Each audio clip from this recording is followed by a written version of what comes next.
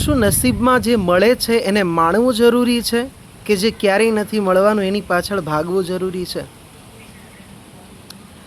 ભાગ્યમાં જે વ્યક્તિને જેટલું મળવાનું છે એ નિશ્ચિત છે. રાત દિવસ તમે ગમે એટલા પ્રયાસ કરો.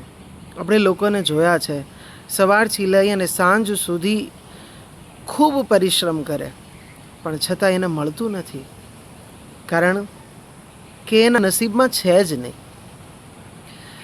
એક વ્યક્તિ રોડ ઉપર સવારથી લઈ અને સાંજ સુધી મજૂરી કરી અને માત્ર 500 રૂપિયા જ કમાય છે, જ્યારે એની સામે એક માણસ બંગલામાં બેસી અને માત્ર એક ફોન કરીને લાખો રૂપિયા કમાય છે.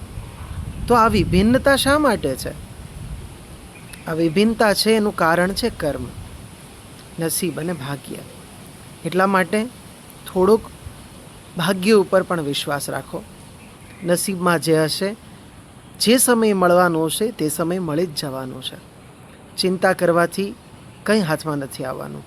એટલા માટે શાંતિ રાખી અને જીવનને આનંદથી માણો.